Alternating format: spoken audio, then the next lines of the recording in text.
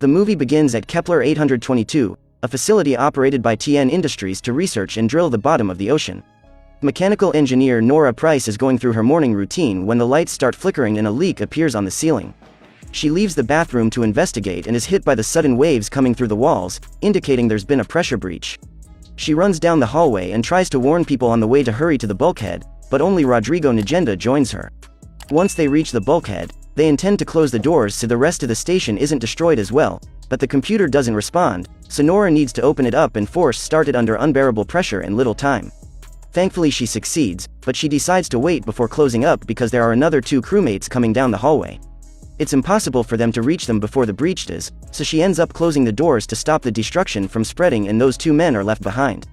The computer they're using explodes, making Nora and Rodrigo lose consciousness for a few moments. When they wake up, the emergency recording is telling them the station is 70% compromised. Rodrigo thinks it was an earthquake, although there are some mysterious noises coming from outside. Nora tries to call for help to no avail, so she takes Rodrigo and they go looking for the escape pods. After checking their location and status in the CPU room, they must take a hallway full of debris since it's the only way to reach the pods. As they navigate the rubble as carefully as possible, they hear a voice asking for help and find Paul Abel under a pile of rocks. He joins them after recovering his plush bunny. The 3 of them crawl through a very tight space and even find the body of another crewmate before finally making it to the pod bay, where Captain Lucian has stayed behind while others escaped in the evacuation pods, all of which have already been deployed. While Nora uses a computer to unjam the door, Lucian sends Paul and Rodrigo to check on the submersibles. Once the room is opened, Lucian takes Nora inside and checks her for injuries, then sends her to the control room when the guys inform them the submersibles are a no-go. In the control room, Nora finds biologist Emily Haversham and engineer Liam Smith, who are in a relationship. As the other 3 men join them as well, Emily warns them that the energy accumulated in the station has nowhere to go and could cause a meltdown any minute now. Since they have no way to contact the surface, Lucian suggests they should move to a different facility, the Roebuck 641, which would require them to wear pressurized suits and walk 2 miles without knowing what could be waiting for them outside, but the crew doesn't like idea. Liam plays a recording of the last transmission from the drill site, which sounds like the men were being attacked by the same mysterious noise Nora heard before. The temperature outside has also jumped 10 degrees, which doesn't make sense because water doesn't do that. Seeing as they have no other choice, they accept the plan to go to the Roebuck. The crew starts working on suiting up. Emily is nervous because she has never dived before, and nobody has ever walked outside for longer than a few minutes to fix a pipe. Paul makes sure to bring his plush bunny with him, and Rodrigo checks the 2 last helmets before handing one to Nora. Because of the noises he heard in the recording, Liam decides to grab a gun before leaving, and Paul copies that idea. Once everyone is suited up, they get on the elevator, and Liam warns them that the exterior hatch has been ripped to shreds, so everyone should hold on tight because the pressure will hit them hard. Cracks start appearing on Rodrigo's helmet and Nora notices it, so she tries to tell Liam not to open the door, but it's too late. The water hits them and Rodrigo's helmet implodes, killing him. There's no time to grieve, they need to get going, so they jump into a cargo lift. Nora feels guilty because she's sure Rodrigo knew his helmet was broken and gave her the last good one on purpose, but Lucian tells her to get used to it. As the lift takes them down, they receive a distress signal from one of the pods. Thinking they may rescue other survivors, Lucian sends Paul and Liam to investigate. Paul gives Emily his bunny before leaving. It's dark outside and the platforms are unstable, but the guys keep going as they follow Nora's directions. The weird noises from before can be heard here as well, and they find the pod has imploded and is covered by some strange kind of algae-like organism. They also find a body, so since there's no one to rescue, Lucian orders them to come back, but Paul doesn't listen. He's distracted by a weird, liquefied shape on the back of the body, which suddenly moves and attacks him. Liam shoots the creature and, moments later, they bring it inside. Emily examines it, noticing its talons in the mouth it used to feed on the body, but she can't find any eyes. She's explaining the possibilities of having found a new species when the elevator suddenly loses power and stops moving. The noises from before can be heard outside and Paul realizes the creature they have is a baby, so he shuts the door tight. Nora manages to disengage the elevator, but for some reason, they still aren't moving. All of a sudden, an adult creature appears at the window right before the Kepler explodes. The elevator starts falling without control and the crew hurries to put their helmets back on before they hit the seafloor. They barely make it out in time. Once outside, they need to keep moving fast, because the debris from the explosion is falling all around them. Liam is hit, but Lucian and Nora save him and help him reach an intermediate station, where they discover his oxygen scrubber is damaged. Nora forces a control panel open to call a mover, which they ride through an access tunnel while they hear the creatures following them from outside. Unfortunately, they're forced to stop the mover midway because the tunnel is flooded, so they continue on foot, only to find a moment later that more debris is blocking their way. Since she's the smallest one, Nora volunteers to dive in to find a new way out, and she does. There's a passage under the debris that may be tight but is still big enough for all of them to cross. Lucian attaches each crew member with wires before sending them in. They all cross through without issues except for Paul, who can be heard saying he sees something behind him. Since he isn't coming in, the crew starts pulling at the wires to bring him with them. They manage to pull him through, but as soon as he takes off his helmet, his wire starts being pulled from the other side. Paul gives them his rabbit before putting his helmet back on, and the crew tries their hardest to keep a hold on him, but it's too late. A creature rips him right out of the suit and kills him. The crew runs away before the creature gets them too and reaches a communications room, where Lucian tries to ask for help to no avail.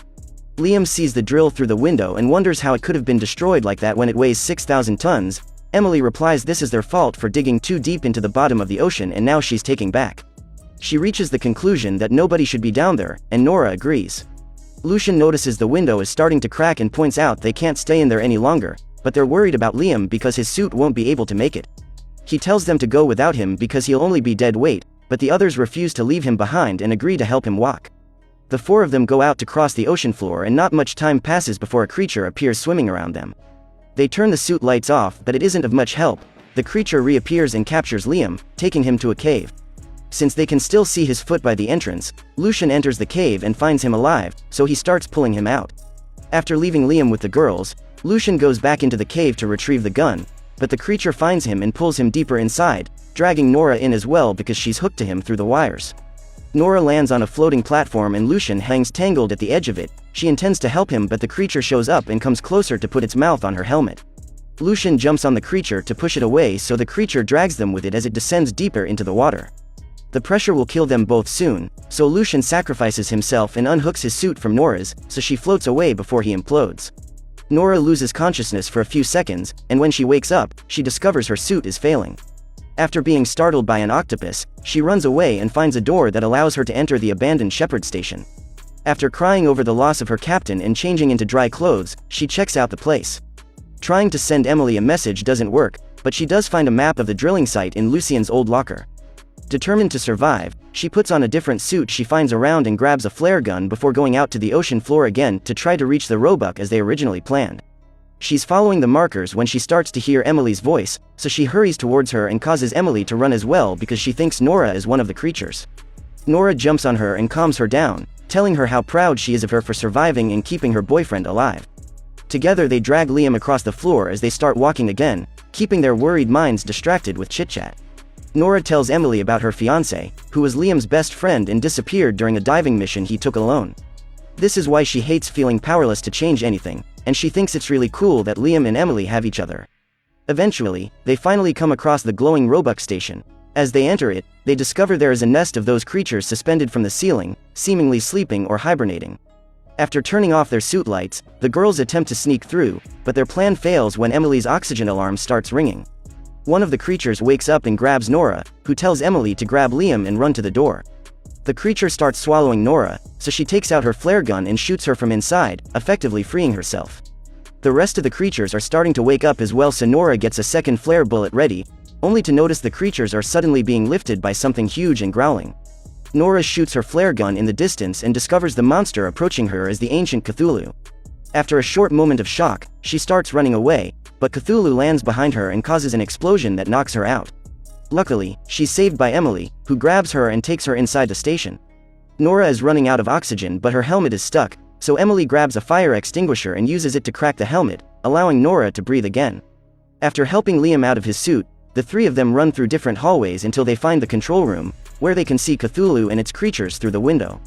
Nora checks the station map on the computer, then guides her crewmates to the pod bay. The station is slowly getting flooded and various doors are being locked by the emergency system, but they manage to find their way after dodging some incoming waves. There are 3 pods waiting for them, but only 2 of them are functional, and Nora doesn't inform the others of this.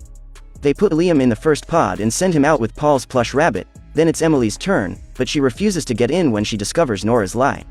Since they're running out of time, Nora punches Emily and forces her to enter the pod. She tells her things will be alright before sending her out. Nora has accepted her fate, but she starts to worry when she realizes the creatures are going after the pods. Not wanting to feel powerless during her last minutes of life, she ideates a plan. Remembering Emily said the stations have a lot of accumulated energy with nowhere to go, Nora uses the computer to initiate an overload of the Roebuck's nuclear core, which causes a massive explosion that kills her, Cthulhu, and its creatures and allows the pods to escape safely.